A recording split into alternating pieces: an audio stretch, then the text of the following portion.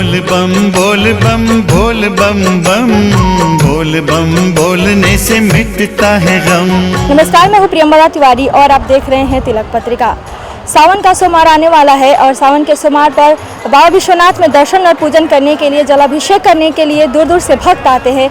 और जो शिव भक्त होते हैं सावन महीने का बेसब्री से इंतजार करते हैं। तो जैसे सावन आने वाला है और अभी हम आ चुके हैं ललिता घाट पर, जो कि विश्वनाथ मंदिर के जस्ट बगल में मौजूद है। और यहाँ से भी कुछ श्रद्धालु आते हैं, बाबा के लिए जल उठाते हैं और उनके मंदिर में जाकर जलाभिषेक करते हैं। और यहाँ पे श्रद्धालुओं के लिए काफ़ी व्यवस्थाएं की गई हैं, जैसे कि उनको धूप से बचने के लिए जर्मन हैंगर की व्यवस्था की गई है। और यहाँ पे उनको ताकि गर्मी न लगे, पसीना न हो, इसके लिए पंखे भी लगाए गए हैं। तो जो भी श्रद्धालु आते हैं बाबा विश्वनाथ के दर्शन करने के लिए, विशेष रूप से सावन के सोमवार में काफ़ी संख्या में श्रद्धालु आते हैं, उसको देखते हुए यहाँ पर काफ़ी अच्छी व्यवस्थाएं की गई हैं। और कुछ श्रद्धालु ललिता घाट से भी बाबा का जल उठाते हैं और बाबा को जलाभिषेक करते हैं। इस बार सावन के सोमवार में चूँकि काफ़ी संख्या में श्रद्धालु आने वाले हैं, इसीलिए यहाँ पर काफ़ी व्यवस्थाएं की गई हैं। शिव भोला महादेव सुनो त्रिपुरारी, आस करो पूरी हम शरण बिहारी। सुबह शाम दिन रात हर पल रट ले, सुबह शाम दिन रात हर पल रट ले। जटा जुट शिव जी के नाम को तू जप ले, जटा जुट शिव जी के नाम को तू जप ले। सुबह शाम दिन रात। अभी हम गेट नंबर 4 पे हैं और यहाँ पे जो श्रद्धालु आते हैं, दूर दूर से भक्त आएंगे, यानी कि सावन आने वाले हैं, उसको लेकर यहाँ पे काफ़ी तैयारियाँ की जा रही है। आप देखेंगे जर्मन हैंगर लगाया गया है। बाबा विश्वनाथ के जो भी दर्शन करने श्रद्धालु आते हैं, मंदिर के अंदर, मंदिर परिसर में बड़े बड़े पंखे लगाए गए हैं और टाट भी बिछाई गई है, ताकि जो श्रद्धालु आ रहे हैं उनको दिक्कतों का सामना न करना पड़े।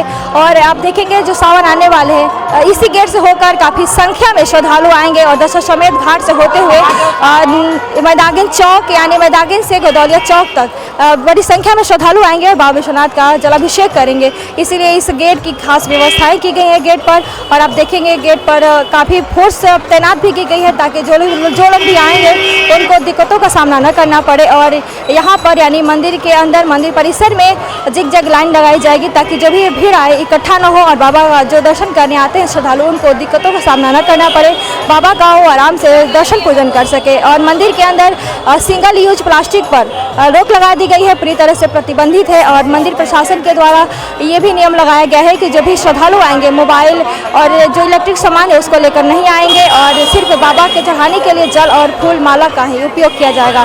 तो आप देखेंगे यहाँ पर ये सारी सुविधाएं दी जा रही हैं श्रद्धालुओं के लिए, जो कि सावन में काफ़ी दूर दूर से, यानी पहला सोमवार के दिन दूर दूर से भक्त आएंगे, बाबा विश्वनाथ का जलाभिषेक करेंगे। यही है सारी दुनिया में इनका परचम, सारी दुनिया में इनका परचम। बोल बोल बम बोल बम बोल बम बम, बोल बम बोलने से मिटता है गम। बोल बम बोल बम बोल बम बम, बोल बम बोलने से मिटता है गम। ये है काशी का सबसे प्राचीन घाट, यानी कि दशाश्वमेध घाट, जहाँ पर भारी संख्या में श्रद्धालु आते हैं और यहीं से आकर माँ गंगा में स्नान करते हैं। इसके बाद यहाँ से जल लेकर, यानी जो कांवड़िए होते हैं, जल लेकर जाते हैं, बाबा विश्वनाथ के दर्शन पूजन करते हैं, उनको जलाभिषेक करते हैं। और बड़ी संख्या में यहाँ पर यानी कि दशाश्वमेध घाट पर भक्त आते हैं। सावन में भी आते हैं, सावन के अलग अलग सोमवार में और अलग अलग दिन में भी आते हैं और बाबा का दर्शन पूजन करते हैं। दशाश्वमेध घाट पर आकर माँ गंगा में स्नान करने के बाद यहाँ से जल ले जाते हैं और इसके बाद ही जलाभिषेक करते हैं। बाबा विश्वनाथ और अन्य मंदिरों में भी जाते हैं। तो अभी आप देखेंगे यहाँ पर जो श्रद्धालु आते हैं बाबा विश्वनाथ का दर्शन पूजन के लिए, तो माँ गंगा में स्नान जरूर करते हैं और खासकर दशाश्वमेध घाट पर बड़ी संख्या में श्रद्धालु आते हैं और माँ गंगा में स्नान करते हैं। और इस बार सावन को में जो श्रद्धालु आएंगे बाबा विश्वनाथ का दर्शन करने, वो भी यहाँ पर आएंगे, इस घाट पर आएंगे और यहाँ पर स्नान करेंगे, माँ गंगा का जल लेंगे और बाबा विश्वनाथ का दर्शन पूजन और जलाभिषेक भी करेंगे। और यहाँ पर वो सब व्यवस्थाएँ दी जाएंगी। यहाँ पर बैरिकेडिंग लगाई गई है श्रद्धालुओं को देखते हुए, जो सावन के सोमवार जो आने वाले हैं उसको देखते हुए यहाँ पर जो प्रशासन है उसके तरफ से बहुत सारी सुविधाएं दी गई हैं जो श्रद्धालु आते हैं उनके लिए।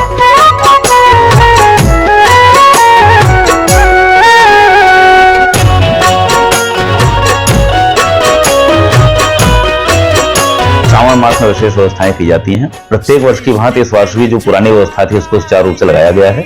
इसके अतिरिक्त जो अतिरिक्त व्यवस्थाएं इस बार की गई होंगी, 5 सोमवार का श्रावण मास पड़ रहा है, उसके अंतर्गत अंदर ज़िगज़ैग रेलिंग की संख्या बढ़ा दी गई है, जिससे श्रद्धालु आते हैं उनको बाहर लाइन में कम लगना पड़े, अधिक से अधिक संख्या में अंदर आ सकें।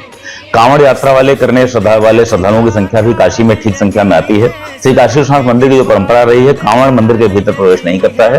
कांवड़िये जो होते हैं वो भी यहाँ पर जलाभिषेक के लिए लाइन में लगकर और पंक्तिबद्ध होकर अपना, जैसे हमारे बाकी दर्शनार्थी करते हैं, महादेव का अभिषेक और दर्शन उस प्रकार से कर सकेंगे। उसके लिए पूरी व्यवस्था उपलब्ध कराई जाएगी। शीतल जल की व्यवस्था, ORS घोल की व्यवस्था, ठंडा लोगों को शीतल हवा मिल सके इसके लिए कूलर्स की व्यवस्था, ये एंड टू एंड पूरे धाम में सुनिश्चित की गई है।